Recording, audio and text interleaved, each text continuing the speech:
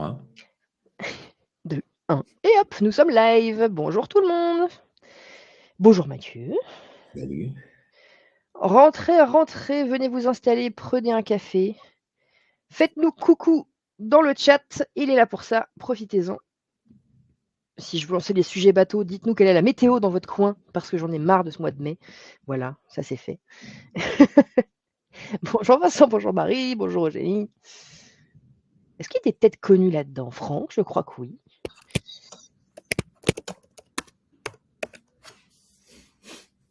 Et Toulouse. Toulouse, on y était la semaine dernière et je tiens à dire qu'il faisait moche, Johanna. Je suis pas d'accord. Je ne suis pas d'accord. Non, mais comme d'habitude, je pense que certains d'entre vous commencent à avoir l'habitude parce que c'est le 5e épisode. Je meuble un tout petit peu le temps que les derniers arrivants puissent s'installer, se poser, que Mathieu et moi, on puisse se remettre les neurones en place tranquillement et ensuite on va lancer le sujet du jour.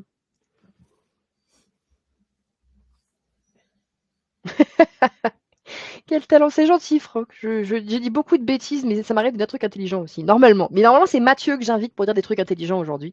Donc, il faut en profiter. Moi, je triche.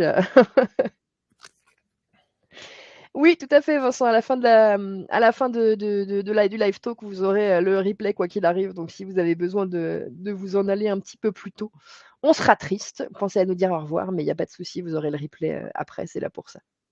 Ça pourrait le filer aux collègues aussi. Toujours bien. Pour les retardataires aussi, pour la fête des mères. T'imagines?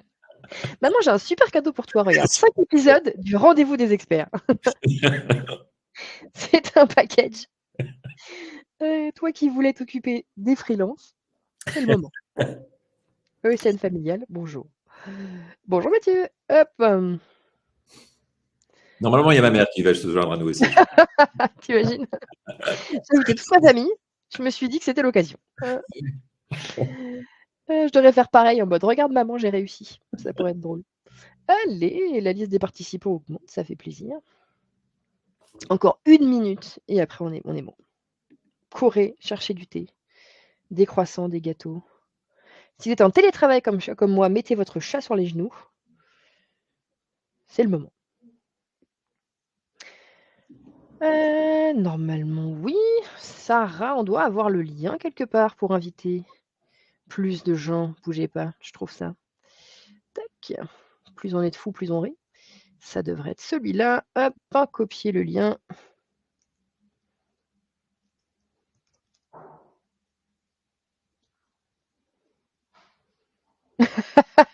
Ça y est, ça commence. Kevin me dit, en fait, c'est ça la technique pour animer un réseau d'indépendants, il faut inviter leur maman en after work. Franchement, ça se tente, Kevin. Tout est possible. Je sens qu'on va bien se marrer ce matin. Merci beaucoup. Tiens, je suis très contente d'être avec vous. Allez, du coup, c'est parti. Si tout le monde est là, et tu as vu Sarah, pour une fois, je t'ai battue dans le chat, ça n'arrivera probablement plus jamais aujourd'hui. Bienvenue dans ce 5e épisode du rendez-vous des experts. C'est un nouveau format, nouveau depuis 5 épisodes du coup, qu'on a lancé en début d'année chez Bound. C'est 60 minutes d'échange avec des experts métiers des ESN à qui on va demander tout au long de l'année des retours d'expérience de terrain sur des thématiques bien spécifiques qui vous intéressent au quotidien. Moi, c'est Charlie, je suis responsable du support chez Boon. Donc peut-être que vous avez déjà vu ma bouille si vous faites des tickets et qu'on a des sessions Zoom ensemble. En coulisses, ma partner in crime que je viens de devancer au chat et ça n'arrive jamais, c'est Sarah, notre Content and Customer Education Manager, qui va nous aider, comme d'habitude, à modérer les questions dans le chat. Alors après, il faut savoir que le chat, normalement, c'est réservé pour le papotage et les réactions à chaud, mais vous avez une section questions qu'il ne faut pas hésiter à utiliser. On a co-construit ce nouveau format et on est ravis du coup de vous accueillir pour ce nouvel épisode aujourd'hui. Et comme vous le voyez, aujourd'hui, ce matin, on va s'intéresser à un sujet clé pour toutes les ESN et qui est hyper d'actualité et qui est comment travailler avec des consultants indépendants. C'est-à-dire comment construire, animer, faire grandir son réseau de consultants indépendants. En vrai, on entend beaucoup parler, beaucoup, il y a beaucoup de matière en ligne sur ça, sur les marques employeurs pour les salariés, pour séduire les salariés. Mais finalement, pour les indeps, la logique, elle est un tout petit peu différente parce que cette fois-ci, on parle plutôt de marques réseau. Et du coup, la question, c'est concrètement, comment je construis cette marque réseau, comment est-ce que je la rends attractive, comment je convainc des freelances de devenir de véritables ambassadeurs de mon ESN, quels outils on peut utiliser pour développer et fidéliser cette communauté de talents. Et pour ça, comme d'hab, comme on vous l'a dit, on vous a invité un expert ce matin avec nous et donc je vous présente à tous Mathieu. Mathieu, tu es Managing Director de Mobiskill, qui est un cabinet de recrutement tech et tu es notamment en charge spécifiquement du développement de l'offre freelance sur Mobiskill. Et ce matin, tu nous fais le plaisir de répondre à nos questions sur ta vision du terrain. Est-ce que tu as quelque chose à ajouter, que tu as envie qu'on sache sur toi ce matin? Tellement de choses, mais effectivement, donc, on est Non, mais effectivement, donc je suis très heureux en fait donc de l'invitation. Merci beaucoup en fait donc par avance en fait pour les différentes questions, les différents échanges en fait qu'on aura donc ce matin sur un thème qui me passionne depuis maintenant presque 20 ans. Ça fait 20 ans que je travaille dans l'intermédiation donc de freelance. Donc Mobiskill, nous sommes un cabinet de recrutement. Nous ne sommes pas une ESN, mais un cabinet de recrutement en fait qui fait du recrutement donc en CDI, mais aussi de l'intermédiation de freelance. Et je suis en charge en fait donc de la practice en fait freelance chez Mobiskill, mais également Wi-Fi, qui est la maison mère en fait donc de Mobiskill. Et Wi-Fi en fait c'est un groupe qui englobe notamment en fait 3 structures, même 4 structures. Donc Mobiskill qui est la marque tech, Avisio qui est la marque non tech, Virtuose qui est une marque exec et InResidence qui est. Il y aura une question à la fin avec une interrogation sur et InResidence qui est la partie donc RH en fait donc de notre cabinet donc chez Wi-Fi, donc la partie conseil. Donc intermédiation de freelance depuis 20 ans. J'ose espérer que je vais pouvoir apporter donc quelques clés pour l'animation, la construction en fait d'une communauté. Moi, j'en suis sûre, mais en tout cas, ça fait un sacré scope pour Wi-Fi, c'est impressionnant. Si tu es prêt, l'habitude, ce qu'on fait pour lancer les épisodes, c'est de lancer un sondage.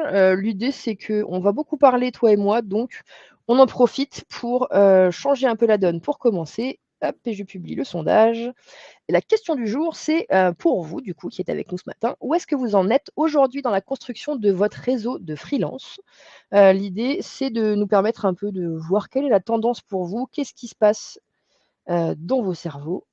Hop, et si on regarde un petit peu, c'est à vous de voter. Normalement, si vous avez bien vu apparaître le sondage, ça m'intéresse. Voyons un peu ce qui se passe ce matin sur le sujet qu'on va discuter. Là, ça, en général, c'est le moment, Mathieu, où tu rends compte si tu as planté toutes les futures questions que tu as préparées ou pas. Et jusqu'à maintenant, ça n'est jamais arrivé. Nous avons un réseau, mais peu d'action pour l'animer. Ouais, j'avoue. Donc, du coup, la majorité des répondants, c'est ça, suivi de on débute et du coup, on cherche à structurer notre approche. Parfait. Et finalement, on n'a pas beaucoup de monde qui n'a pas de réseau encore. Donc, il y a pas mal de gens qui ont déjà des choses en place et qui ont envie de faire un petit peu mieux sur le sujet. Du coup, c'est parfait. Vous êtes au bon endroit ce matin. Hop, et du coup, on y va, on se lance. J'ai une première question pour toi. Quels sont, selon toi, les piliers indispensables d'une bonne marque réseau pour une ESN qui travaille avec des freelances? Sur quoi on se base pour que ça soit solide? Déjà, en fait, quand on est consultant indépendant, en fait, on peut parfois se sentir donc un peu isolé. Donc, grosso modo, il faut se rendre, je dirais donc, faut être présent en fait pour les consultants donc indépendants dans les bons et les moins bons moments. Il faut être justement donc disponible pour répondre à l'ensemble donc de leurs questions. Donc, je pense que déjà, pour pouvoir être identifié comme un bon réseau en fait auquel il faut participer ou une bonne communauté, il faut qu'on soit clair dans les différents engagements. Qu'est-ce qu'on peut justement donc apporter aux consultants indépendants? Ça peut être notamment sur des choses aussi simples que voilà comment nous travaillons de manière transparente, quels sont les délais de paiement quand vous travaillez donc avec tel ou tel en fait réseau, quelles sont en fait les différentes missions, l'offre en fait qu'on peut vous apporter. Comment on peut faciliter aussi en fait votre vie en tant que consultant indépendant, parce qu'il y a énormément en fait donc d'offres sur le marché, donc il faut vraiment que ce soit simple pour les consultants indépendants, donc de savoir que d'être dans le réseau Wi-Fi et Mobiskill, ça peut entre guillemets vous apporter de la clarté, vous aider au quotidien en fait donc dans les différentes opérations administratives, la facturation, les contrats, l'assurance, mais je pense une espèce de hotline quelque part en fait, des hotlines du freelancing, d'être disponible. Ça, c'est vraiment donc un point en fait essentiel, je pense, dans la communauté. Quand on veut animer une communauté, il faut vraiment être disponible en fait pour les membres en fait de cette communauté. Mais on parlait en fait d'un accompagnement en fait administratif, mais c'est aussi en fait un accompagnement sur le métier. Je pense que ce soit une ESN ou une société comme la nôtre, en fait, où on se positionne en tant que société donc d'intermédiation dans le freelancing, on a une visibilité, en fait, on peut en fait donner une visibilité sur les tendances du marché. Donc, on peut également en fait accompagner et proposer un accompagnement métier pour donc les freelances qui sont membres en fait de cette communauté. Et puis après, en fait, il est important en fait donc d'expliquer ce qu'on peut apporter à côté donc de tous ces conseils, mais aussi en fait des rencontres humaines, des moments en fait où on peut échanger, networker et casser cet isolement en fait donc du consultant indépendant, parce que l'entrepreneuriat en fait c'est top, mais parfois on peut se sentir seul au quotidien. Donc c'est à nous en tant que communauté donc de créer des occasions en fait donc de couper cet isolement. Donc le suivi est très très important. Finalement, pour toi, ce qui revient de ton explication et de ce qu'on avait un peu discuté ensemble, c'est que finalement, le freelance, ça va être un interne comme un autre, et tu es pas juste là pour faire de l'intermédiation en mode: «Coucou, j'ai un boulot pour toi, tu vas là-bas, tu Exactement. vas prendre des nouvelles, tu vas t'intéresser, tu vas proposer des conseils», on va en reparler un peu plus loin, mais voilà, l'accompagnement, c'est un peu du 360 et c'est pas juste: «Je recrute, je place, je vérifie que tout le monde est payé et bonne journée». Tu vois? Pour Bon, l'idée, c'est d'aller plus loin. ça, c'est effectivement la base, mais effectivement, par définition, un freelance, en fait, il a la possibilité de choisir ses missions, la possibilité donc de choisir ses clients, de choisir ses Ouais. intermédiaires. Donc, du coup, en fait, il faut vraiment, entre guillemets, donc, essayer de créer des occasions de marquer les esprits et d'être présent auprès donc des consultants indépendants, qu'ils soient en mission, en fait, par notre intermédiaire ou pas, parce qu'en fait, Mmh. on peut parler avec un freelance qui aujourd'hui ne sera pas forcément parfait pour une mission spécifique, mais qui le sera dans 6 mois. Donc, grosso modo, il est important donc de maintenir un lien au quotidien, sur la durée. Et ça passe sur plein de choses, en fait. Remettre une petite piqûre de rappel en disant, bah, tiens, est-ce que tu te souviens que chez la société Wi-Fi ou Webiskill, on travaille de telle manière, on propose tel type de mission, on a tel type en fait donc d'avantages par rapport à d'autres structures. Donc, c'est important donc de garder le lien pour effectivement s'assurer que quand le consultant indépendant aura la possibilité de travailler avec une structure, ben, il nous choisira nous. Donc, c'est donner avant de recevoir. Ça, c'est vraiment donc très, très Ça, c'est important. joli. Tu as vu un peu? Et cette partie communication, pour toi, est-ce qu'il faut adapter ton discours ou ta vitrine selon le type de consultant indépendant que tu vas cibler derrière? Parce qu'il y a différents types de profils, chaque freelance est un peu différent, il y a des niveaux d'expertise et cetera, et il y a ce côté personnalisation normalement de la relation. Qu'est-ce que toi tu fais sur cet objectif-là? Est-ce que tu penses que c'est important? Ah bah, clairement, parce qu'en fait, il y a entre guillemets en fait des freelances qui sont un peu des pionniers, hein. Il y a des consultants, nous on travaille avec des consultants indépendants qui sont indépendants depuis une quinzaine d'années, une vingtaine d'années. Donc Quand du c'était coup, pas encore à la mode. moi, j'ai commencé en 2004 en fait l'intermédiation, donc Tu un précurseur. un précurseur, d'où le poil blanc, tu vois, donc sur le menton. Mais grosso modo, effectivement, donc ça dépend vraiment en fait donc de la situation en fait donc du consultant indépendant. Aujourd'hui, il y a énormément donc d'investissements et c'est aussi cela qui peut faire justement donc la différence en fait donc dans une communauté par rapport à une autre. C'est effectivement donc cette disponibilité, la disponibilité en fait pour répondre aux questions qui sont vraiment en fait spécifiques au statut en fait donc du consultant indépendant. Il y a des consultants avec lesquels on travaille et on est en contact avec ces consultants qui ne sont pas encore en fait indépendants mais qui réfléchissent à le devenir. Donc là, OK. par exemple, soit les néo en fait indépendants ou soit les futurs indépendants, et bien là, leur question, ça sera, bah, tiens, quel est le statut que tu me conseilles? Est-ce que tu connais en fait des sociétés qui pourraient me conseiller sur les statuts? Que penses-tu du portage salarial? Que penses-tu en fait au niveau de mon positionnement? Quel est le pricing que je dois en fait mettre en avant? Parce qu'aujourd'hui, sur les réseaux sociaux, en fait, si on ne gagne pas 50 000 $ en fait, par mois, en Tu n'as fait, pas une Rolex? voilà. Donc, en gros, en fait, c'est notre positionnement en tant qu'expert en fait, donc du freelancing ou dans la communauté, l'animation de communauté en fait, donc de freelance, c'est de leur dire aussi, bah, j'estime que tu peux te positionner en fait à tel TJM, etc. Et pourquoi? Ou parfois, ça arrive aussi, en fait, j'ai des consultants indépendants qui se positionnent beaucoup trop bas. À nous, justement, donc, de leur donner cette visibilité donc, du marché, quoi. Donc, on les accompagne aussi on les forme sur la manière, en fait, donc, de négocier donc, leur TJM. On les rassure lors des phases de lancement. Donc effectivement, donc si on a affaire en fait à un néo freelance, et on va certainement en fait passer beaucoup plus de temps en fait sur la partie administrative, théorique, reassuring. On va réassurer en fait les candidats. Les indépendants, on va aussi les mettre en contact s'ils le souhaitent avec d'autres consultants indépendants qui ont eux-mêmes en fait été amenés à se lancer un jour. Après, effectivement, si on a affaire à des consultants qui sont plus expérimentés, ce qu'on va leur apporter, en fait, c'est des événements en fait qui seront peut-être plus adaptés. Donc, c'est-à-dire donc du networking, la possibilité en fait donc de rencontrer donc des pairs, réfléchir en fait sur des évolutions donc de compétences. Là, il y a des technologies en fait qui émergent. Donc, en gros, en fait, leur conseiller en disant tiens, aujourd'hui, donc tu maîtrises tel sujet, mais il serait peut-être intéressant en fait que tu investisses en fait un petit peu de ton temps en fait sur tel ou tel en fait sujet pour que te rendre encore plus en fait attractif sur le marché. Et ça, on le fait. Ça doit être fait pour justement donc rendre le freelance plus bankable quelque part et pas forcément par notre intermédiaire.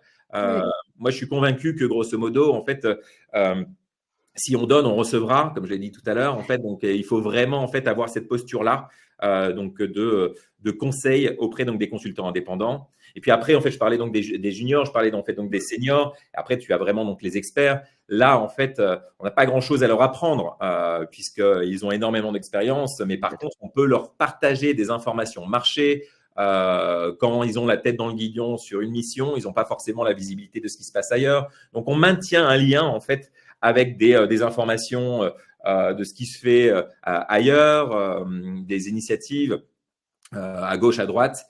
Mais ce qui est important, c'est effectivement donc cette ultra personnalisation, de s'adapter justement donc aux freelances qu'on a en face de nous, à ses besoins, à ses attentes, et ne pas garder, ne pas faire comme tu l'as mentionné tout à l'heure, en fait uniquement donc une transaction, ne pas oublier qu'il y a un humain en fait donc derrière cet indépendant, quoi. Mais finalement, c'est toi qui deviens la ressource des freelances. Parce que toi, tu as la vision globale du marché, tu vois ce qui se passe à droite, à gauche sur les différentes offres, etc. Du coup, quelle que soit la ligne de vie du freelance, tu vas t'en servir pour leur apporter la touche qui va leur manquer. Et en même temps, ce que je trouve qui est hyper dur quand tu te lances sur le freelance, c'est de te dire, c'est que je vais faire tout ça et peut-être qu'il va aller ailleurs. Mais en même temps, ce que tu me disais quand on échangeait pour préparer tout ça, c'est que c'est pas grave et c'est un peu comme le karma, ça finira par revenir. Quelqu'un qui t'a aidé à un instant T va revenir parce que tu lui as apporté la bonne com, que tu l'as aidé à se lancer, que tu l'as fait monter en compétence sur une tech, etc. Et je trouve ça hyper intéressant que finalement, toi, tu te vois comme une ressource et un lien avec des gens qui finalement gravitent autour de Mobiskill, mais n'en font pas partie en permanence, finalement. Effectivement, il faut se rendre, entre guillemets, il faut être présent en fait, donc, dans la tête donc, des indépendants. Et en fait, c'est un peu comme des amis, en fait. Grosso modo, en fait, si on peut compter sur nos amis uniquement quand on est en galère, on en a beaucoup. C'est pas des amis. Mais voilà, donc, grosso modo, c'est un peu ça, en fait. La posture qu'on doit avoir, c'est accepter que le consultant indépendant, il est indépendant. Mais malgré tout, en fait, je pense que ce qui fait la différence, c'est cette proximité, cette personnalisation, cette disponibilité. Naturellement, en fait, ils auront tendance, les consultants indépendants, à aller vers des personnes avec lesquelles ils ou elles ont en fait envie de travailler. Donc, il faut le faire, entre guillemets, donc sans arrière-pensée. Et je vais te donner un exemple concret. En fait, la semaine dernière, encore une fois, et j'avais fait un post LinkedIn là-dessus, un peu rigolo, sur le fait que j'avais un de mes clients qui recherchait donc un indépendant pour une mission en fait coup de poing. Le budget ne me permettait pas moi de prendre une marge. Grosso modo, en fait, je l'ai donné en fait en direct en fait cette mission au consultant indépendant parce que peut-être que sur ce coup-là en fait j'allais pas entre guillemets gagner grand-chose, même rien du tout. Mais je suis convaincu qu'à l'avenir en fait mon client s'en souviendra et le consultant indépendant qui a été placé justement se souvient également de ce geste. Donc il faut accepter qu'on travaille avec des consultants indépendants et ils ont le choix de choisir en fait leur partenaire en fait business au quotidien, quoi. Donc l'un des conseils que je peux donner en fait, c'est d'être soi-même, vraiment, parce que en fait pour marquer entre guillemets donc les esprits, il faut justement donc être complètement transparent sur la manière dont on travaille, dont on agit, sur sa propre personnalité. Alors, il m'a fallu quelques années pour le réaliser, mais en tout cas, oui. Faut être authentique, Faut être authentique, ouais. finalement. C'est vraiment un point très important, en fait, en tout cas, donc je pense dans la communauté, d'être authentique pour, entre guillemets, donc, créer en fait une dynamique de freelance avec lesquels on a envie donc de travailler. Et ça crée après donc un flux d'informations et d'échanges ultra cool. Un peu sur ce thème-là, du coup, d'avoir des freelances qui gravitent, on a Marc dans le chat qui demande à quel point est-ce que tu intègres, les freelances dans l'interne du cabinet? Est-ce que tu as un peu le côté guéguerre tu as les externes et tu as les internes? Est-ce qu'en fait, finalement, c'est pas grave, ils peuvent se rencontrer, ils peuvent networker ensemble, ils peuvent discuter, ils peuvent échanger? Ou est-ce que, faut vraiment continuer à séparer les 2 comme, ce qu'on voit assez souvent? Alors, encore une fois, en fait, moi, la spécificité en fait de Mobiskill ou de Wi-Fi, c'est que nous, on ne fait que de l'intermédiation de freelance. Donc, du coup, en Ouais. fait, nous avons que des consultants indépendants en fait qui gravitent dans notre activité. Mais alors après, donc effectivement, donc ils sont dans les événements qu'on peut créer. En fait, ils cohabitent en fait avec nos consultants en recrutement qui eux sont des collaborateurs et collaboratrices en fait donc de Mobiskill et Wi-Fi. Mais nous ne représentons que des consultants indépendants. Ouais, après moi de ce que j'ai vu du côté de chez Boon, du coup, parce qu'on a quand même à peu près 30 d'utilisateurs qui sont des freelances.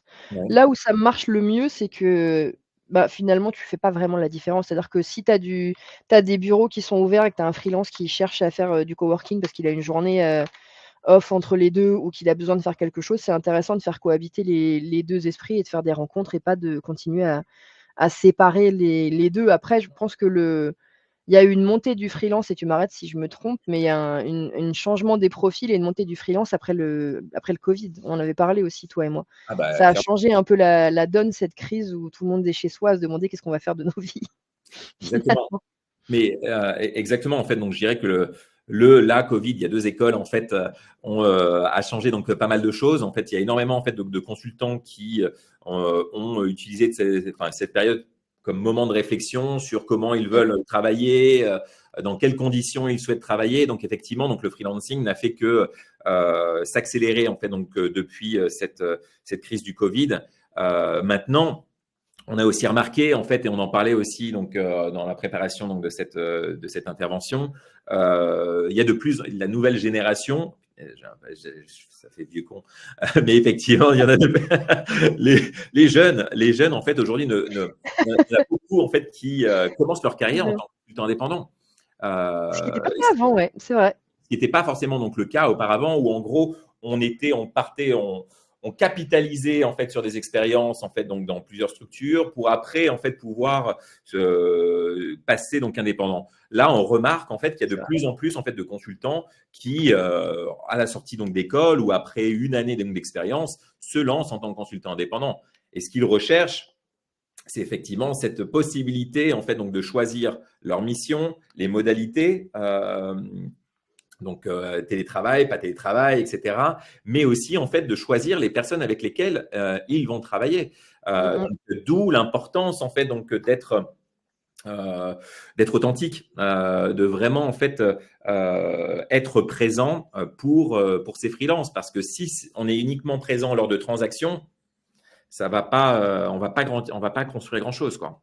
On va Disons pas- qu'entre toi et une autre ESN, il y aura pas de différence. Alors que finalement, Mobiskill, la différence, c'est qu'ils t'ont toi et ça, et tu peux pas te retrouver ailleurs Il y a et pas c'est que moi, important. on est plusieurs, on est Oui, plusieurs, mais là, je mais prends ton exemple, mais Mais c'est en c'est tout ça, cas, quoi. donc, il y a, de toute façon, chez Mobiskill et chez Wi-Fi, notamment grâce à ce qui avait été mis en place en fait chez Avisio, en fait, la partie communautaire, en fait, c'est vraiment dans notre ADN, et c'est pas quelque chose en fait qu'on faisait.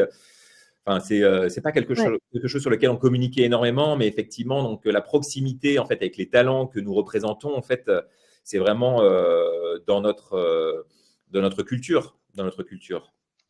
Et, Je comprends. Pour continuer un peu sur cette mise en relation et sur ce que tu mets en place du coup avec tes freelances. Est-ce que tu as une stratégie concrète que tu utilises pour maintenir justement ce lien, même entre 2 missions? Le fameux, les internes, ils sont en intercontrat, tu peux, les mobiliser pour des choses, ils sont à dispo, mais finalement les freelances, comme on en a parlé un peu plus haut, ils vont aller, à d'autres, boîtes, ils vont bosser ailleurs et cetera. C'est quoi ta stratégie? C'est quoi tes actions clés que tu mets en place pour continuer à rester, dans la tête des freelances, même quand ils bossent ailleurs? Bah, il y a, encore une fois, en fait, c'est la priorité quand j'échange en fait avec un consultant indépendant ou une consultante indépendante, en fait, donc c'est de pouvoir marquer les esprits, de pouvoir en fait briser cette glace, de pouvoir en fait m'intéresser en fait à la vie professionnelle en fait donc du consultant ou de la consultante, mais aussi donc personnelle. Donc, je n'hésite pas quand j'ai accès, par exemple, à une date d'anniversaire, en fait, à envoyer un petit message. Mais au-delà de ça, en fait, quand ce sont des consultants qui travaillent par notre intermédiaire, bien entendu, en fait, donc des messages en fait pour rythmer en fait donc euh, la mission en elle-même. Donc, lors du démarrage de la mission, du premier, là, on réinvente pas la roue, mais la première semaine, on fait un petit check-in. Le premier mois, régulièrement, en fait, on l'invite à des événements. Une fois à la fin donc de la mission, en fait, on lui rend aussi donc visite sur place OK. pour pouvoir justement donc créer en fait du lien in real life, quoi. Donc ne pas rester justement donc uniquement donc une voix au téléphone. Euh, donc on essaye effectivement donc de créer donc ces moments clés. Il y a aussi euh, plus en fait on échange avec nos candidats aussi, effectivement, donc on apprend à connaître en fait leur passion. On a accès aussi donc au CV en fait de nos freelances. Généralement en fait on a les hobbies, etc. Donc ça permet justement donc de créer donc des liens, et donc du coup en fait si on sait qu'un tel ou une telle en fait aime particulièrement en fait j'en sais rien donc le tennis, en ce moment on en perd de Roland-Garros, effectivement on peut justement donc lui souhaiter un petit message en disant bon, j'espère que tu auras le temps en fait donc de regarder. En fait, c'est de vraiment essayer donc d'être là, même là où on n'est pas forcément attendu. Donc J'avoue. de créer un lien, Enfin, moi, j'adore faire des surprises. Et donc du coup, en fait, clairement, en fait, généralement, nos consultants indépendants sont également surpris en fait des interactions qu'on peut avoir avec eux. Moi, j'envoie donc par exemple des vidéos à mes consultants pour leur souhaiter un bon entretien, par exemple. Pas mal. Donc, Des gifs de chat ou pas? pardon, j'ai pas entendu. On envoie des gifs de chat, mais oui, non, je Ah comprends. moi en fait, C'est c'est la petite attention, ça, c'est un gif de moi, c'est un gif de moi, une petite vidéo nouveau effectivement où je leur concept. souhaite en fait. Mais effectivement, donc la surprise, essayer de se démarquer, c'est vraiment donc très important. Donc du coup, pour toi, quand même, finalement, ça passe par beaucoup de planification, beaucoup de téléphone, finalement de planification, et ensuite, quand tu me disais la dernière fois qu'on peut partager aussi du contenu utile, tu m'avais dit: «Bah, nous, on a l'habitude de faire de la veille». Donc par exemple, ça permet de pousser des articles, pousser des infos. Donc tu as le côté perso de vous avez un début de mission et une fin de mission. Je me souviens de ton anniversaire. Je me souviens que ton fils a un match de foot ou que tu es fan de Roland-Garros, et après tu as toute la partie, veille ou tools ou articles ou newsletters que tu peux mettre en place pour continuer à pousser ce truc-là aussi. Exactement, en fait. Donc, on en parlera certainement après, mais effectivement, donc, on a un système, par exemple, de hotlist, hein, donc, où on a donc des consultants avec lesquels on a des contacts beaucoup plus réguliers. Et grosso modo, en fait, on a donc des outils donc, de veille sur des sujets, par exemple, techniques ou dans une Ouais. verticale. Et dès qu'il y a un article, en fait, qui peut intéresser, en fait, nos consultants indépendants, on leur envoie. C'est l'occasion, justement, donc, de maintenir un petit peu donc ce lien au quotidien. Parce que combien de fois on entend effectivement donc des consultants qui sont en mission et qui n'ont pas de nouvelles en fait de la part de leurs commerciaux ou autres, trop souvent. Donc là, effectivement, on essaye justement donc de maintenir ce lien dès qu'on en a l'occasion. Donc soit justement donc des petits messages personnels, soit effectivement donc des informations donc terrain, métier, des invitations faites euh, à des, à des événements. Donc ça, c'est notre quotidien, effectivement, quoi. Ça permet de rester dans l'horizon des freelances et de les faire, revenir et graviter autour de ton cabinet, donc ça, c'est quand même pas mal. Exactement. Il y avait une question, je pense, qui va probablement, finir par arriver dans le chat sur le côté, voilà, on a parlé de la marque, réseau. Qu'en général, quand on parle de marque employeur, ben, c'est que souvent on fait intervenir des collaborateurs pour faire des recs, pour faire des témoignages, pour activer un peu la preuve sociale.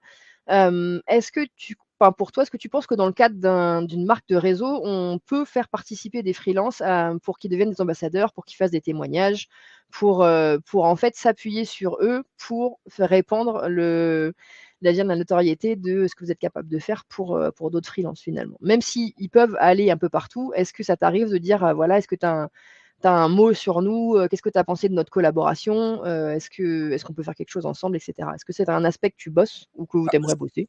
Alors, en toute transparence, en fait, c'est un aspect sur lequel on travaille, oui, Ouais. mais en fait, il y a encore en fait beaucoup d'efforts à réaliser parce que, et ça, c'est une demande permanente de notre département marketing à juste titre. Hein. Mmh. Du coup, si tu es là, mais, mais effectivement, donc, on demande régulièrement donc là les feedbacks à nos consultants indépendants.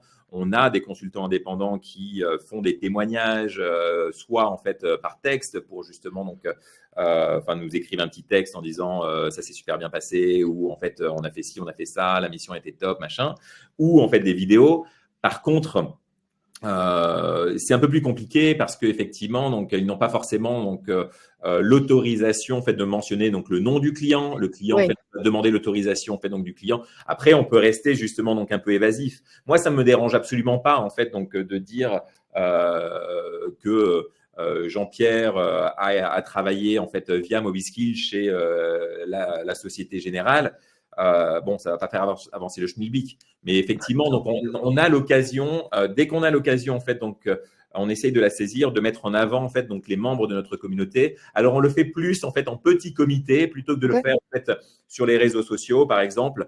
Mais par exemple, quand on organise en fait des événements physiques, on Mmh. donne l'occasion en fait de mettre dans la lumière un tel ou une telle pour une mission sur laquelle il ou elle est intervenu. Donc ça, on le fait entre nous. Comme je le disais tout Ouais. à l'heure, en fait, et ça a été mené dès le départ en fait par l'une de nos marques qui s'appelle Avisio. La communauté, c'était un cercle fermé Mmh. quelque part. C'est un peu comme un club Ouais. un club privé, entre guillemets. Et effectivement, donc, on communique au sein donc, de ce groupe, de cette communauté, et on fait interagir les différents membres. On essaie donc de faire un peu du matching entre membres également pour pouvoir les faire monter en compétences, les faire réseauter, etc. Est-ce que finalement le monde du freelance, c'est un monde, petit où tout le monde finit par se connaître? Ça, c'est une question hors trame, mais quand je t'écoute parler de, voilà, de faire un club, d'animer, un réseau et cetera, je me dis finalement par secteur, par région, est-ce que tu finis beaucoup par, recroiser un peu les mêmes profils, les mêmes personnes et en fait, ça va t'aider à rayonner par ricochet parce que, vous vous voyez beaucoup dans différents événements, dont les événements que vous organisez, en fait? Alors c'est clair qu'on croise de plus en plus en fait donc de visages qu'on connaît, surtout après donc dans l'écosystème du freelancing, les Mmh. sociétés qui gravitent autour donc des consultants indépendants, c'est clair qu'on se connaît tous plus ou moins. Par contre, les freelances, il y en a de plus en plus. Ouais, Donc après, encore une fois, euh, euh, il faut donner envie. Si on croise, enfin, il faut donner envie en fait aux personnes donc de faire l'effort donc de rejoindre une communauté. Parce que ouais, si en fait on fait sa mission, je sais pas, de neuf à 18 heures, de 9 heures du mat à 18 heures, il y a pas donner envie, il faut donner envie à ces personnes en fait de participer à une communauté pour parce qu'ils ont certainement d'autres choses à faire après leur journée de travail, quoi. Donc, il y a d'autres personnes en fait aussi qui sont un peu moins, on en parlait backstage. En fait, il y a des personnes qui sont peut-être un peu plus à l'aise en fait en public que d'autres. Donc, il faut donner mmh. envie justement donc aux personnes en fait de sortir de leur zone de confort. Faut leur apporter quelque chose. Donc, il y a des personnes qu'on voit systématiquement dans tous les événements donc, du freelancing. Et, ils ne sont pas Ouais. forcément des assiettes, hein, mais en tout cas, donc, ils ont envie de Mmh, nettoyer. ils aiment bien le côté social. Tu parlais de la solitude des freelances, en vrai, c'est une Mais réalité, hein. clairement, C'est et après, en fait, effectivement, il faut justement donner envie aux consultants en fait, donc, de venir essayer donc, de rencontrer donc d'autres personnes. Et encore une fois, si c'est pour proposer quelque chose en fait de trop, c'est mon avis, mais trop sérieux, non, je pense qu'il faut vraiment offrir de l'authenticité, de la disponibilité, de l'écoute. C'est du boulot en fait. Donc après, lancer une communauté, c'est un fait, mais après en fait, donc là, la faire vivre au quotidien et même pendant les événements, en fait, c'est pas tout en fait de mettre une cinquantaine de personnes en fait dans un lieu. Hein. Il faut après, il faut Il l'animer. faut faire prendre la mayonnaise. C'est pas juste, amener 50 personnes ensemble et attendre que la magie opère. Il faut quand même, ça on en reparlera un peu plus bas, mais il va falloir, animer la chose. Est-ce que Exactement. tu as des, est-ce que tu as d'autres leviers? Là, on parlait de proposer, voilà, des after work ou des événements, des talks, des sessions d'entraide et cetera. Est-ce que tu as d'autres leviers, que tu utilises pour engager des freelances? D'autres types de reconnaissance ou d'avantages que tu leur proposes, qui pèsent dans la balance de l'engagement? Oui, bah, en fait, oui, il y a pas mal d'outils. En fait, il y a des outils tels que la cooptation, en fait, ou l'apport d'affaires.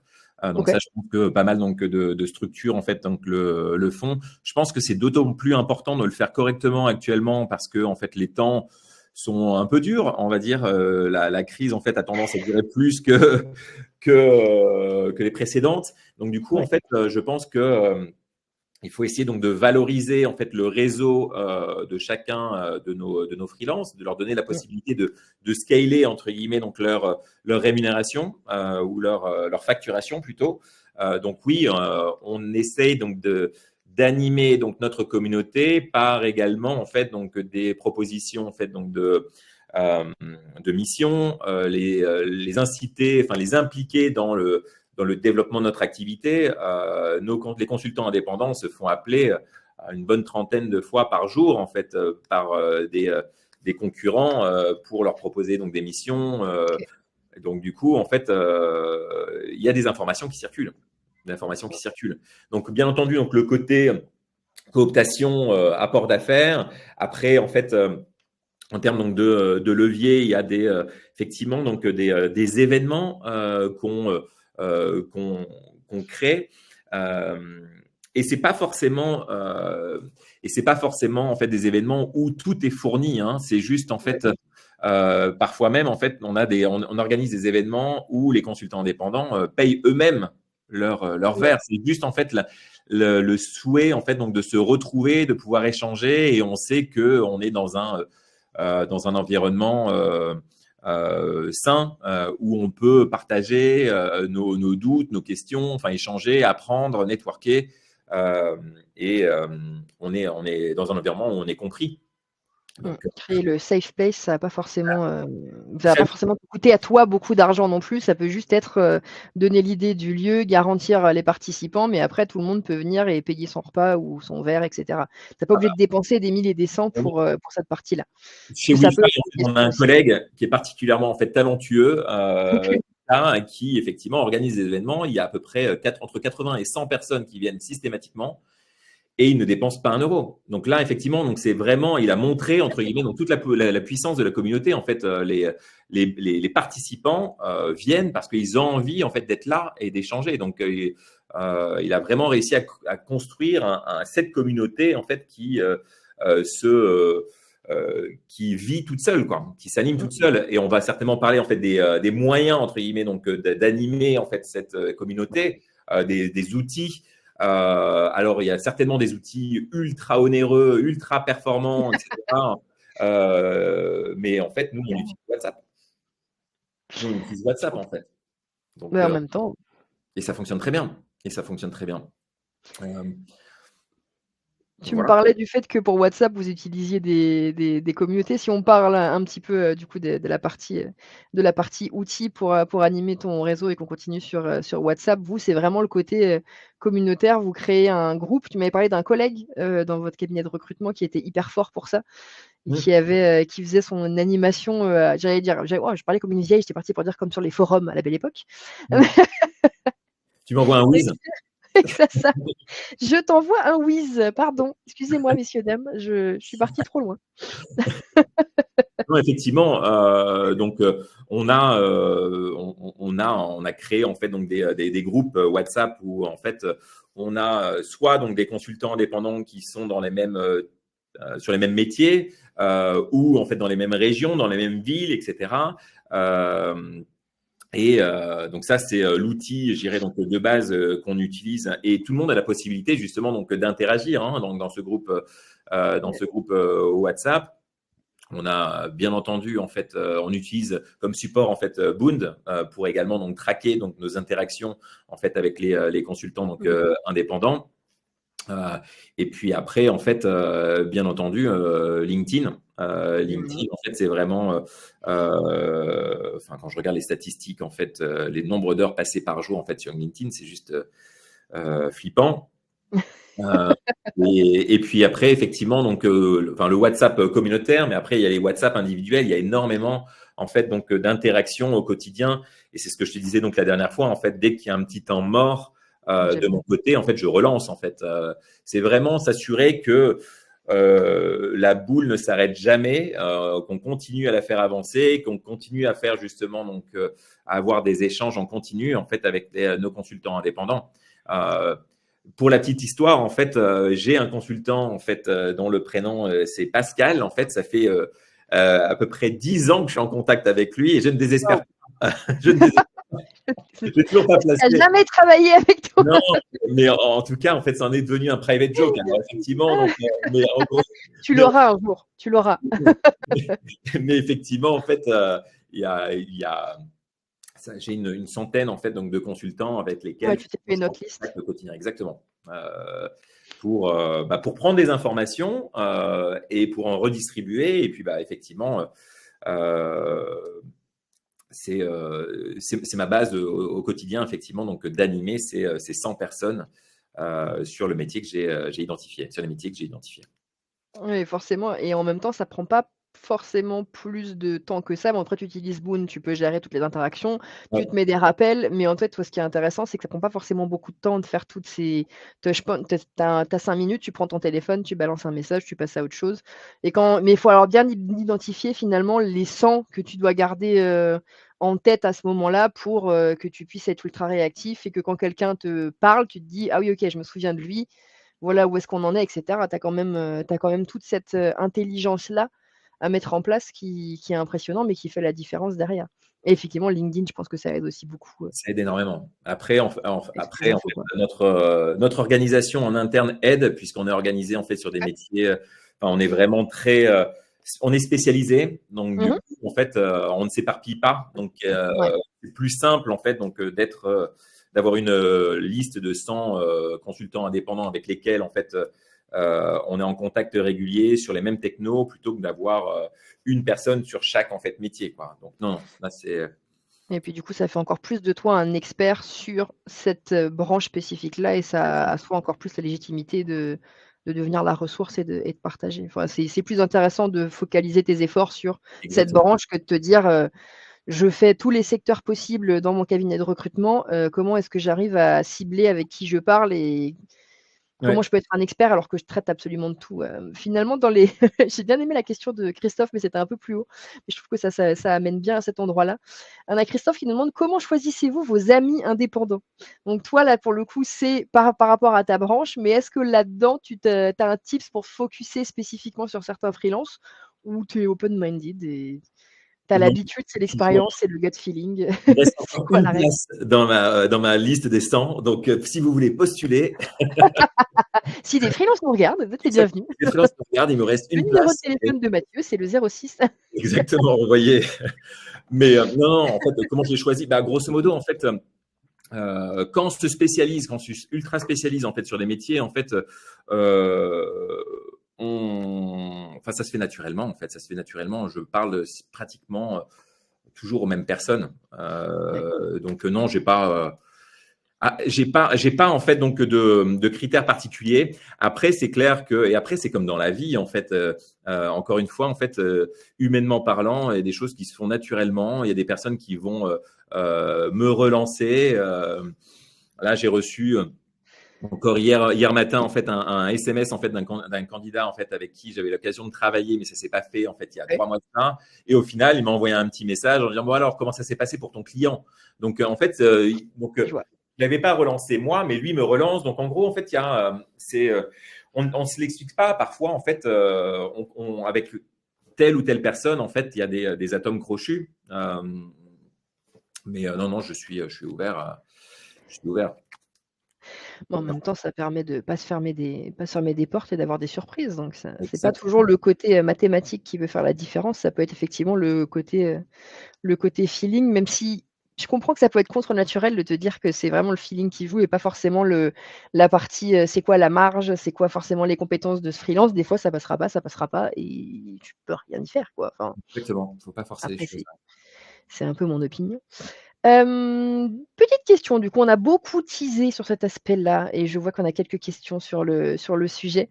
La question, c'est est-ce que tu as commencé à mettre en place ou déjà pu expérimenter du coup ces fameuses réunions, d'indépendants? On parlait de d'after class, d'after work pardon, de master Ouais. class, atelier, métier. Est-ce que tu peux nous en dire un petit peu plus? Par exemple, tu vois, on avait une question, tout à l'heure d'Alexandre qui posait des questions sur les différentes thématiques de networking, les formations, les rencontres. Est-ce que c'est libre? Est-ce que tu imposes? Comment est-ce que tu prévois ce genre d'événement? Je sais qu'Aurore est dans le chat, Aurore de marketing aussi. Elle est force de proposition, mais c'est quoi la ligne directrice pour ce type d'événement? Bah, alors donc ça dépend. Il y a vraiment en fait des moments où en gros c'est juste le plaisir entre guillemets donc d'être ensemble, de pouvoir et là en fait nous en tant qu'animateurs de la communauté, on va un peu charger de faire monter donc de faire en sorte que la mayonnaise prenne comme tu le disais donc tout à l'heure. Mais il y a des moments où en gros il n'y a pas forcément donc d'agenda. Il y a d'autres justement donc moments où on le disait donc tout à l'heure, on souhaite mettre en lumière en fait une expérience particulière d'un de nos consultants qui pourrait en fait intéresser donc les membres de la communauté. On a eu des missions en fait folles en fait en ce début d'année 2025 et donc du coup en fait ça serait dommage de ne pas faire profiter de cette expérience de notre consultant. Par exemple, j'ai un client en tête, mais je ne vais pas forcément en parler, mais Mmh. qui est intervenu sur un sujet incroyable et donc du coup c'est vachement intéressant donc de pouvoir faire un partage d'expérience. Là, donc, Mobiskill appartient à Wi-Fi et Wi-Fi appartient à un groupe qui s'appelle EDG. Et dans la Mmh. famille EDG, il y a aussi donc des structures spécialisées sur les sujets de l'intelligence artificielle. Donc là, Mmh. on est en train donc de travailler sur, et ça c'est au stade projet, hein, mais ça devrait être fait sur la deuxième partie de l'année, Mmh. de monter en fait une école IA en fait pour nos consultants indépendants. Donc du coup, en fait, de les former en fait sur les sujets en fait donc OK. de l'IA. Et effectivement, ça peut surprendre de dire, punaise, on va former en fait des consultants indépendants qui vont pas forcément travailler par notre intermédiaire. J'avoue. Mais si on le fait pas, voilà. Donc, c'est un sujet en fait aujourd'hui. C'est un positionnement.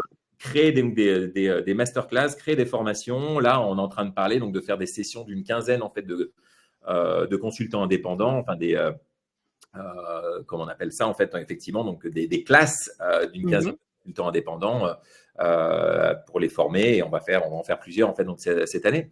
Euh, et puis effectivement donc après il y a des thématiques. On utilise, en fait, on s'appuie aussi pas mal en fait sur d'autres sociétés de l'écosystème du freelancing. Par OK. exemple, en fait, on a des partenariats et c'est un truc que j'ai oublié donc de mentionner tout à l'heure, mais le fait de travailler par notre intermédiaire, on a aussi négocié en fait donc des avantages particuliers avec d'autres acteurs en fait donc Mmh mh. de l'industrie du freelancing. Donc, si on organise par exemple une session avec des experts comptables, des sessions avec une mutuelle spécialisée en fait donc dans l'industrie du freelancing pour pouvoir justement donc répondre à d'éventuelles questions. La retraite est un sujet, donc on fait intervenir des experts, ce genre de sujet. Ce sont pas en fait les occasions en fait. Enfin, il nous manque du temps, et ça s'organise. Par contre, en fait, oui, les sujets, en fait, ils sont nombreux. Ils sont vraiment nombreux. Mais ça prend du temps. Il faut le prendre, mais vaut mieux justement, même si c'est pas parfait, il faut se lancer. Sinon, en fait, sinon on n'avance jamais, quoi. Donc il faut effectivement commencer simple. Je pense que déjà les moments, je pense qu'on a besoin, surtout en ce moment, en fait, de créer des moments où on se retrouve. Déjà commencer par cela, et puis après, si on voit qu'il y a une certaine énergie, une certaine volonté en fait de renouveler en fait ces événements, eh bien là, on peut commencer à structurer, à proposer en fait du contenu. Mais on en parlait la dernière fois, et notamment avec Aurore. Ouais. C'est effectivement, il y a des nouveaux formats aussi en fait qu'on voit en fait pointer le bout de leur nez, notamment en fait des moments. Alors on parlait d'afterworks, mais il y a de plus en plus en fait donc de moments en début de journée. Parce que parfois, en fait, on a des responsabilités en fait familiales ou des impératifs, donc on peut pas s'organiser pour assister à un after work. Donc, on pense aussi à ces personnes-là et on propose des moments en fait en début de journée ou sur les pauses déjeuner. On essaye aussi en fait de répondre. Tout à l'heure, on parlait en fait donc du statut du freelance. Est-ce que c'est un néo-freelance, un freelance expérimenté ou un expert? En gros, il y a aussi des freelances qui sont un peu plus, on va dire, donc timides que d'autres. Donc, on essaie aussi donc de proposer donc des formats qui sont un peu plus, on va dire, donc intimistes. Donc, des déjeuners, par exemple. On regarde en fait, et c'est toujours intéressant aussi. Par exemple, nous sommes basés dans le 9e arrondissement. À moins de, je sais pas, 500 mètres autour de moi, j'ai peut-être une vingtaine de consultants indépendants qui sont en mission, mais qui ne se connaissent pas. Ils se passent peut-être dans les rues, en fait, sans savoir qu'ils passent par notre intermédiaire. Donc, c'est intéressant de créer ces petits moments, en fait, de vie. Ouais, et en fait, je trouve que aussi ce qui est intéressant à retenir, c'est que vous n'êtes pas obligé de faire tout seul. Là, tu parlais des partenariats que tu mets en place pour, en fait, finalement, proposer de l'aide à différents types de profils. Mais du coup, ça te permet de proposer une assurance, une aide à la retraite, et cetera, à tes néo-profils au quotidien. Ça te permet d'animer des ateliers, mais du coup, ce qui est intéressant, c'est que pour la boîte qui est en partenariat avec ton cabinet, c'est aussi du win-win. C'est-à-dire que eux, ça va leur apporter des clients et en fait, ça veut dire que tu peux organiser des masterclass et des afterworks où la charge de travail, elle est genre, tu auras toujours du travail, mais du coup, elle est minimisée. Et je trouve que c'est hyper intéressant et hyper intelligent de capitaliser là-dessus et de se dire, OK, qu'est-ce qui est dans l'univers de mes freelance, avec quoi je peux m'associer pour leur proposer de la qualité, pour moi, toujours leur montrer qu'on sait vos difficultés, on connaît votre métier et en même temps, tu fais, graviter tout ce qu'il faut au bon endroit et en plus, ça te permet de travailler intelligemment. Et ça passe en fait par une bonne qualification en fait donc des besoins de nos freelances. Donc, de quoi as-tu besoin? Encore une fois, en fait, pour que je sois en fait indispensable, il faut que je réponde à un besoin. Je vais pas lui vendre un truc qui ne lui parlera absolument pas. Donc, en gros, c'est à moi de m'intéresser en tant qu'intermédiaire donc à ces problématiques du quotidien et essayer donc de répondre à ce problème. En fait, on doit se positionner quand on travaille avec des consultants indépendants, on doit rester en fait donc dans l'esprit des consultants indépendants, mais aussi en fait être force de proposition, s'intéresser à la problématique en fait donc de nos freelances. On doit être un facilitateur parce que quand ils sont en mission, c'est déjà suffisamment en fait. Nous, on travaille sur des métiers en fait qui sont vachement en fait costauds et donc du coup en fait, il faut qu'on leur facilite la vie au quotidien pour justifier notre marge aussi quelque part. Hein. Non, mais c'est vrai, tu as raison. En fait, tu réponds à une des questions de Christophe qui demandait comment est-ce que tu recueilles les attentes des indépendants avec lequel tu travailles et comment est-ce que tu animes. En fait, ça, j'ai l'impression que tu le fais dès que tu commences à rencontrer quelqu'un, tu échanges avec eux pour savoir identifier leur profil, de quoi ils ont besoin. Tu n'as pas forcément arrête-moi si je me trompe, mais tu le fais vraiment au fil de l'eau et petit à petit. Et après, tu as l'habitude aussi, tu as l'expérience sur ça. Chaque interaction en fait avec un freelance, il faut effectivement essayer de faire un pas vers le freelance. Quoi. Donc tiens, tu te lances en tant que consultant indépendant. Plutôt que de s'arrêter à cette information-là, on lui dit si tu as besoin en fait donc d'être accompagné, sache que je connais quelqu'un. Donc on propose.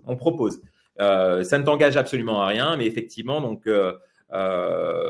dès qu'il y a une information, on essaye donc de la transformer et donc de l'aider.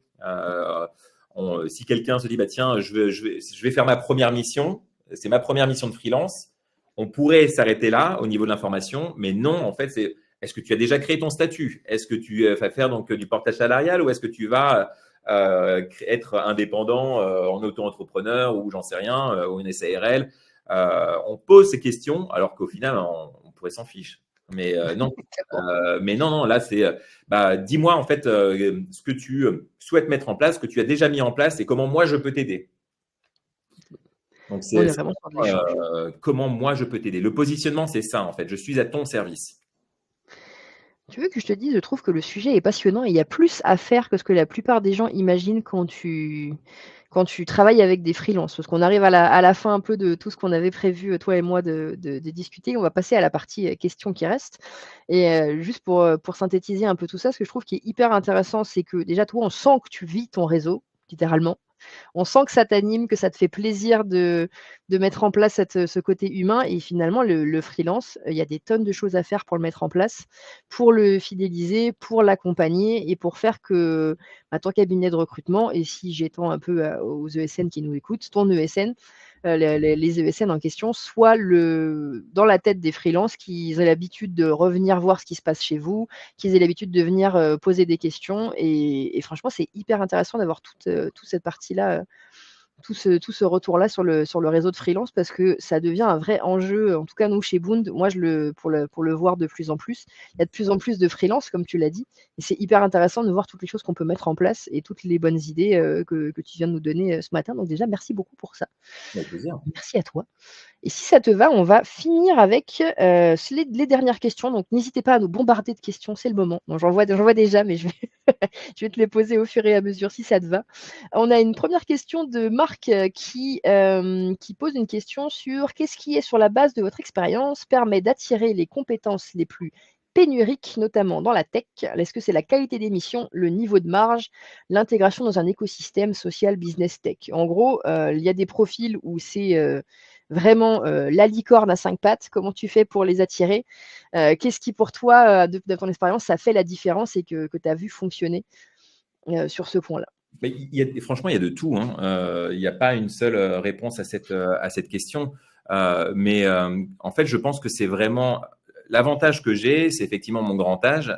Ça fait 20 ans que je travaille en fait donc sur ce marché-là. Donc du coup, je suis pas mal en fait donc déjà donc de consultants depuis de nombreuses années. Donc on se connaît donc déjà donc, depuis pas mal de temps. Je sais qu'il y a des consultants qui ont accepté en fait de travailler sur une mission peut-être à un tarif moins important parce que en fait il y avait cette histoire entre nous. C'est Auparavant. pas toujours la Donc, marge qui compte. parfois, en fait, c'est beaucoup plus, c'est sécurisant, en fait, donc de savoir que tu seras entre de bonnes mains lors d'une mission et tu pourras donc te focaliser à 200% en fait donc sur ton travail plutôt que de se dire punaise en fait est-ce que je vais être payé à temps en heure, à temps et en heure ce genre de choses quoi. Donc il y a un gros en fait je dirais que pour rester à la page sur le marché du freelancing qui continue en fait de grossir et de grandir, il y a un gros travail en fait donc d'évangélisation, hein. Donc là aujourd'hui, je parle malgré tout avec énormément en fait donc de consultants qui ne sont pas encore freelance, mais qui se posent la question de le devenir. Donc j'essaie d'avoir un coup d'avance par rapport à certains de certains concurrents. Et même s'il y a des consultants s'il y a des consultants dont les compétences m'intéressent et ils ne sont pas freelance, je leur parle. Je leur parle. Ce seront peut-être les freelances de demain. Donc j'essaie. Donc en fait, j'ai une hot list en fait de consultants avec lesquels je rêve en fait donc de travailler. Après, j'ai des consultants en devenir et j'ai des consultants en fait qui sont en CDI et qui ça serait cool si un jour ils passent indépendants. Et si un jour ils passent indépendants, je veux absolument qu'ils m'appellent en premier. Donc, Ouais, donc finalement, pour attirer ces compétences, qui sont, bah, pénuriques, c'est un peu un mix de tous les éléments que Marc il a cités. Il y a pas de solution miracle. C'est souvent la qualité des missions parce que dans ton engagement, tu proposes aussi, voilà, des missions qui sont intéressantes avec, un niveau d'accompagnement et cetera. Un coût normalement qui est juste, mais après il est ce qu'il est. Tu deals aussi avec les cartes du client. Donc tout à l'heure, tu disais que tu avais même fait passer en des direct, freelances en direct avec le client parce que toi, tu trouvais pas tes billes. exact. Finalement, ça veut dire que toi, là, ta marge, et bah, OK, mais ça veut dire que plus tard, tu vas revenir dans la tête. Si c'est des gens qui ont des compétences techniques hyper particulières, ça va rester. Et après, tout ce qu'on a parlé depuis tout à l'heure, toute la partie after work, toute la partie aide à se lancer ou aide à trouver de la veille technique ou des infos, ça va rentrer là-dedans finalement. Tout ce qu'on a dit depuis le début permet de répondre à la question. Ouais. Comme quoi, tu as vu, c'est bien fait. Mm. J'ai une dernière question, je crois, ah non, j'en ai encore 2, dis donc. Indépendant pose la question suivante: «Quelle erreur à ne pas faire pour un freelance qui cherche une mission longue?» Mmh. Est-ce Quelle que tu erreur. vois des gros warnings et des gros red flags? Qui cherche une mission longue, quelle est l'erreur en fait à ne pas faire?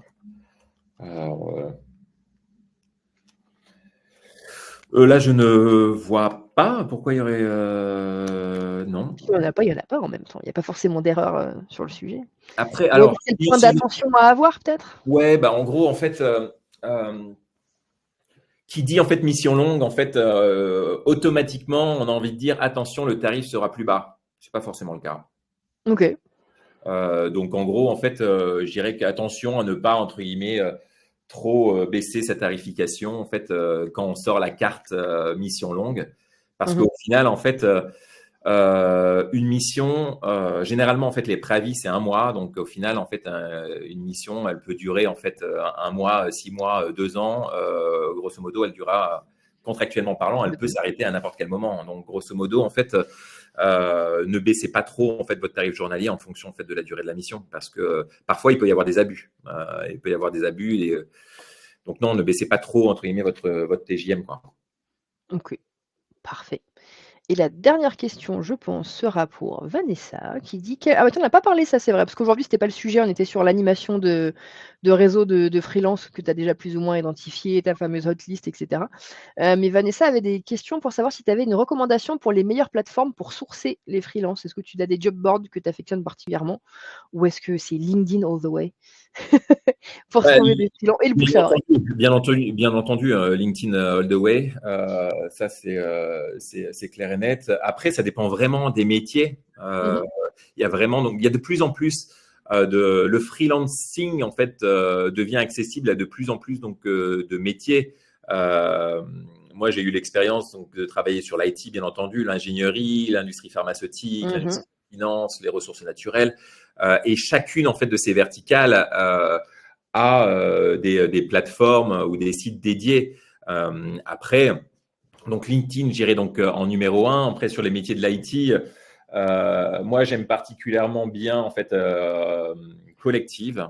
Je trouve en fait que la plateforme est agréable, les profils OK. donc, de qualité. Après, il y a un peu un vieux de la vieille en fait.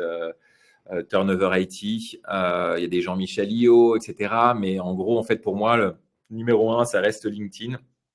Et, euh, et voilà, parce qu'en fait, ça permet donc aussi d'identifier en fait des futurs freelances. Donc, il y a pas mal en fait donc de travail en amont à réaliser, mais ouais, moi, je passe 80% de mon temps sur LinkedIn. Eh ben, c'est parfait, écoute, ça va nous clôturer la session de ce matin. Je voulais remercier tout le monde de participer. Normalement, on a répondu à toutes les questions. Peut-être qu'il y a Aurélie, qui aura encore une question pour toi, mais dans ces cas-là, je vais peut-être l'inviter à venir te voir sur LinkedIn parce Avec que plaisir. ça parle de taux de portage et cetera, donc c'est pas forcément le sujet de ce matin. Il faut pas hésiter à aller voir Mathieu et à suivre Mathieu Libessard sur LinkedIn Avec parce plaisir. que tu mets du contenu intéressant, donc autant en Ah, profiter. bon, parfois, je dis beaucoup de bêtises. Moi aussi. C'est pour ça qu'on marche, tu vois, toi et moi. C'est bien, on dit beaucoup de bêtises. Merci à tout le monde. Merci à toi, Mathieu. Ce qui va se passer donc à la fin de ce live talk, c'est que vous allez recevoir le replay, comme d'habitude évidemment, avec un petit cadeau, de Sarah, un livret blanc qui récap un petit peu tout ce dont on a échangé, ce matin. Moi, requête personnelle, s'il y a des clients de Boond dans la salle, je ne sais pas si vous êtes au courant, mais on a un programme de parrainage. Alors, faut pas hésiter à en profiter. Hop, je vous mets les liens qu'il faut au milieu des écrans. Si vous cliquez, dessus, vous avez, en devenant parrain, 10 du chiffre d'affaires de votre filleul quand il vient chez nous.